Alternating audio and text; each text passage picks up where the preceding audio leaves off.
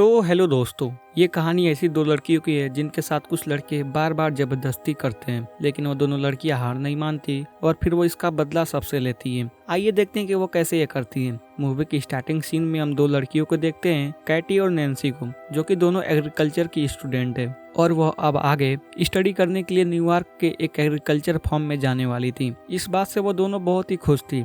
वो बात करती कि हम इसी बहाने न्यूयॉर्क में भी घूम लेंगे। फिर अगली मॉर्निंग उनको लेने के लिए उनके अंकल आते हैं, जिसका नाम जेसन है। वो FBI के एजेंट है। फिर वो दोनों जेसन के घर आते हैं तो उनकी मुलाकात जेसन की GF से होती है, जो उन्हें देखकर बहुत खुश होती है। फिर अगले दिन जेसन उन्हें लेकर बस स्टॉप पे जाता है, क्योंकि उनको स्टडी के लिए एग्रीकल्चर फॉर्म जाना था। इसलिए जेसन न्यूयॉर्क जाने वाली बस का वेट करने लगता है। नैन्सी जेसन से कहती कि वो अब यहाँ से चली जाएंगी, तो जेसन उन्हें फॉर्म पे पहुँचने के बाद मैसेज करने को कहते हैं और कोई कोड वर्ड यूज करने को कहते हैं, ताकि उसे पता चल सके कि तुम सेफ हो। तो कैटी कहती कि मैं एप्पल वर्ड को यूज करूंगी। तो जेसन कहता है कि तुम्हें हर बार अलग कोड वर्ड का यूज करना होगा, ताकि तुम्हारे कोड वर्ड को कोई समझ नहीं सके। तभी रोड से गुजर रहे दो लड़के कैटी और नैन्सी को देखते हैं। फिर जेसन के वहां से जाने के बाद कैटी और नैन्सी एक रेस्टोरेंट में कॉफी पीने जाते हैं, तो वहां पर वो लड़के भी आ जाते हैं। इनमें से एक लड़के का नाम जेड और लूकस होता है। फिर वो दोनों कैटी और नैन्सी से बातें करने लगते हैं। वो बताते हैं कि हम न्यूयॉर्क के एग्रीकल्चर फॉर्म में स्टडी करने जा रहे हैं। तो जेड कहता कि हम भी उधर ही जा रहे हैं, अगर तुम हमारे साथ आना चाहती हो तो हम तुम्हें उस फॉर्म तक छोड़ देंगे। लेकिन कैटी उनके साथ जाने से मना कर देती है। और जब लूकस वहां से जाने वाला होता है तो नैन्सी कैटी को जाने के लिए मना लेती है। फिर वो दोनों उनके साथ चली जाती हैं। फिर ये दोनों कैटी और नैन्सी को फॉर्म न ले जाकर अपने घर ले जाते हैं, जो कि जंगल के बीच में था। ये देखकर कैटी और नैन्सी थोड़ा घबरा जाती है, उन्हें फॉर्म जाने के लिए कहती है कि तभी अंदर से लूकस की मॉम बाहर आती है, जो उन्हें प्यार से चाय पीने के लिए कहती और उसके बाद कहती कि जेड और लूकस तुम्हें फॉर्म तक छोड़ देंगे। फिर वो दोनों चाय पीने लगती है। तभी कैटी के पास अंकल जेसन का मैसेज आता है, तो कैटी उन्हें कोड वर्ड एप्पल लिख के रिप्लाई करती है, जिससे कि जेसन समझ जाता है कि वो सेफली पहुंच चुकी है। वही इधर लूकस की मॉम उन्हें कुछ खाने के लिए देती है, जिसे खाने के बाद उन्हें नशा चढ़ने लगता है, क्योंकि उस खाने में ड्रग्स मिला हुआ था, जिससे कि वो समझ जाती कि उनके साथ कुछ गलत होने वाला है। इसलिए वो वहां से भागने की कोशिश करती है, लेकिन थोड़ी दूर जाकर वो बेहोश हो जाती है और नीचे गिर जाती है। फिर जेड और लूकस उन्हें वापस उठाकर घर में लाते हैं। अगले दिन जब उन्हें होश आता है तो वो खुद को जंगल में पाती है और उनके हाथ लोहे की चैन से बंधा हुआ था। ये सब देखकर वो बहुत ज्यादा डर जाती है और हेल्प के लिए चिल्लाने लगती है। तभी वहां पर जेड आता है और उनको बताता है कि वह जंगल के बीचों बीच में है, जहां पर दूर दूर कोई इंसान नहीं है, इसलिए तुम्हारे चिल्लाने का कोई फायदा नहीं है। कुछ देर बाद वहां पर बोरिस नाम का एक आदमी आता है, जो उसका फोन देखता है तो कहता है कि तुम्हारे फोन पर किसी जेसन नाम के आदमी का मैसेज आया था, जिसकी रिप्लाई में तुम एप्पल लिखकर भेजी थी। तो बताओ इसका मतलब क्या है। तो वो बताती कि एप्पल एक कोड वर्ड है, जिसका मतलब कि वो लोग ठीक है। इसके बाद बोरिस जेसन को रिप्लाई करता है और लिखता है कि सब कुछ ठीक है, और वो एप्पल कोड वर्ड को भी लिखता है। इसके बाद वो लोग कैटी और नैन्सी को वही सामने नहाने के लिए फोर्स करते हैं। तभी वहां पर एक पुलिस वाला आता है, जिसे देखकर कैटी और नैन्सी उससे हेल्प मांगने लगती हैं, लेकिन तभी उन्हें पता चलता है कि वो पुलिस ऑफिसर भी जेड और लूकस के साथ मिला हुआ है। ये देखकर वो और भी ज्यादा डर जाती हैं। कैटी और नैन्सी उनको समझाने की कोशिश करती कि प्लीज हमें यहाँ से जाने दो, हम किसी को कुछ नहीं बताएंगे, लेकिन वो उनकी एक नहीं सुनते। और फिर वो पुलिस वाला एक वैग्रा की गोली खाता है और फिर वो कैटी को चूज करता है। और फिर हम उस पुलिस ऑफिसर को उस कंटेनर से बाहर आते देखते हैं, मतलब कि वो कैटी के साथ जबरदस्ती किया था। वही इधर जेसन को कैटी और नैन्सी की बहुत चिंता हो रही थी, क्योंकि कैटी ने मैसेज में एप्पल वर्ड दोबारा से लिखा था। वही इधर वो लोग कैटी के कंटेनर में एक नशेड़ी आदमी को भेजते हैं, जो कि जलती हुई सिगरेट कैटी के कमर पे लगा देता है, जिससे कि कैटी जोर जोर से चिल्लाने लगती है।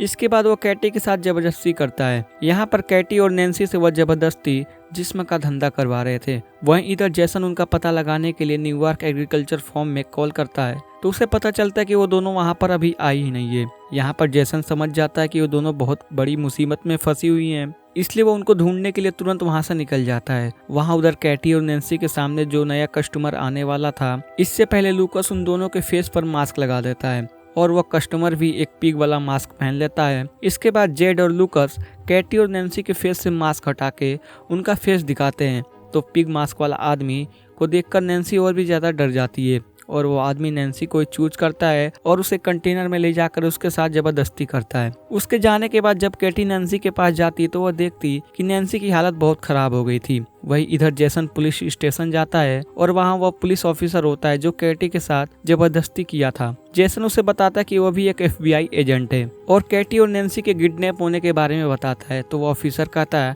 आपको कैसे पता कि वो किडनैप हुई है? तो जेसन उसे कहता कि मैंने उनको एक कोड वर्ड यूज करने के लिए बोला था, लेकिन कैटी ने उसे 2 बार यूज किया।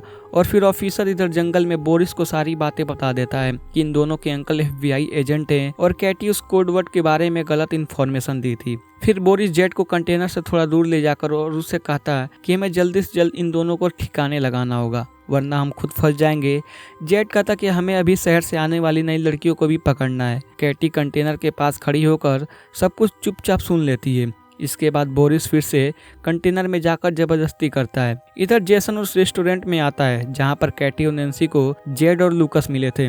जेसन काम कर रहे एक वर्कर से कैटी और नैन्सी के बारे में पूछता है तो वह आदमी बोरिस के गाड़ी के बारे में बताता है। फिर अगले दिन कैटी नैन्सी से कहती है कि वो लोग हमें मारने की प्लानिंग कर रहे हैं। तभी वहाँ बोरिस उस नशेड़ी आदमी को अपने साथ लाता है और कहता है कि हम लोग जल्दी वापस आते हैं, तब तक तुम इन दोनों पे नजर रखना कि कहीं ये भाग ना जाए। उनके वहां से चले जाते ही कैटी उस नशेड़ी आदमी को अपने साथ इंटीमेट होने के लिए उकसाती है और जैसे ही वो उसके पास जाती कैटी उसके गले पर जोर से काट लेती है जिससे कि उसकी वहीं पे मौत हो जाती है। इसके बाद वो दोनों अपने हाथ की चैन को खोलकर वहां पर छुप जाती है और जब वो पुलिस वाला वहां पर आता है तो वो चुपके से उसकी कार को लेकर वहां से भाग जाती है। फिर वहां से वो सीधे एक मॉल में जाती है और बहुत सारे हथियार को खरीदती हैं। इसके बाद वो मोरिस के घर का एड्रेस पूछती है तो उनको मोरिस के घर का एड्रेस बता देता है। यहाँ मोरिस अपने घर पे सॉन्ग लगाकर सुन रहा था। तभी वहाँ कैटी और नैन्सी आती और वो टेनिस बॉल में कीले मारी थी जिससे वो उसके मुंह पर फेंक देती हैं जिससे कि वो बेहोश हो जाता है और जब उसको होश आता है तो वो खुद को टेबल से बंधा हुआ पाता है। मोरिस उनको पैसों का लालच देकर उनको छोड़ने के लिए कहता है, लेकिन कैटी और नैन्सी को सिर्फ अपना बदला लेना था। और यहाँ उसके अंकल जेसन भी अब बोरिस के घर के बाहर आ चुके थे और इधर घर के अंदर कैटी और नैन्सी उससे मास्क वाले आदमी का एड्रेस पूछती है जिस पर बोरिस उसका एड्रेस बता देता है। इसके बाद वो दोनों कीलों से लगा हुआ एक बेसबॉल वह बोरिस के पीछे घुसा देती है। बोरिस के चिल्लाने की आवाज़ सुनकर जेसन जल्दी से घर में आता है तो वो देखता कि बोरिस मरा हुआ था।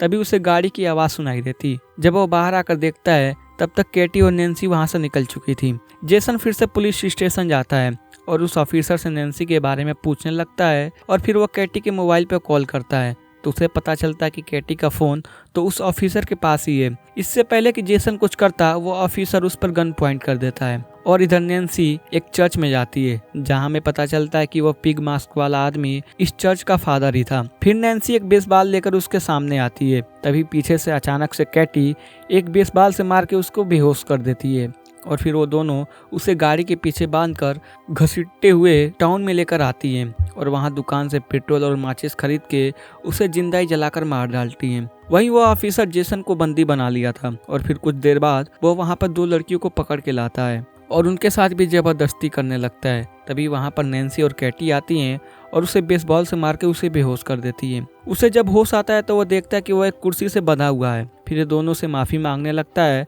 फिर कैटी गन में बस एक बुलेट डाल के उसे दोनों बारी बारी से शूट करती हैं, लेकिन वो बच जाता है और खुश होने लगता है, लेकिन अगले ही सेकंड वो उसे मार डालती हैं। इसके बाद वह उन दोनों लड़कियों को खोल देती हैं और जेसन को आज़ाद करने को कहकर वह खुद वहाँ से चली जाती है। फिर वो लड़कियां जेसन की रस्सी खोलकर उसे बताती है कि उन लड़कियों ने उन्हें ऐसा करने को कहा था। फिर जेसन को पूरी बात समझ आता है कि वो लड़की और कोई नहीं बल्कि कैटी और नैन्सी है। फिर हम जेड और लूकस की मॉम को देखते हैं जो कुछ ड्रिंक करती है तो उसे अजीब सा नशा होने लगता है। वो वहीं पे बेहोश होकर गिर जाती है। फिर जब उसे होश आता है तो कैटी और नैन्सी उसे बेसमेंट में कुर्सी से बांध रखा था और ठीक सामने उन्होंने जेड को भी बांध रखा था। फिर कैटी उसके सामने ही जेड को बेसबॉल से मार के नीचे गिरा देती है और फिर दोनों जेड को बेसबॉल से मारते मारते उसे मार डालते हैं, जिससे कि जेड की मॉम जोर जोर से रोने लगती है। फिर वो उसे लूकस के पास ले जाती है और वह लूकस के हाथ में बेसबॉल देकर अपनी मॉम को मारने के लिए कहती और अगर वो ऐसा नहीं करता तो वो उसे मार डालेंगे। लेकिन लूकस ऐसा नहीं करता है तो नैन्सी उसे शूट कर देती है और फिर गन को साफ करके उसके हाथ से ही उसे शूट करती है ताकि पुलिस को लगे कि वो आपस में लड़कर मर गए। फिर लूकस की मॉम दोनों से कहती है अगर तुम मुझे नहीं मारोगी तो मैं तुम्हें बहुत सारे पैसे दूंगी। ये सुनकर कैटी और नैन्सी बहुत जोर जोर से हंसती हैं और फिर एक कटिंग मशीन से वो उसका सर को काट देती है। इसके बाद हम देखते हैं कि ये दोनों अब न्यूयॉर्क के एग्रीकल्चर फॉर्म में अपनी स्टडी करने जाती हैं और फिर ये मूवी यहीं पे खत्म हो जाती है। तो दोस्तों मूवी की एक्सप्लेनेशन आपको कैसी लगी? अगर अच्छी लगी हो तो वीडियो को लाइक एंड चैनल को सब्सक्राइब कर दीजिएगा। तब तक के लिए लव यू, बाय बाय।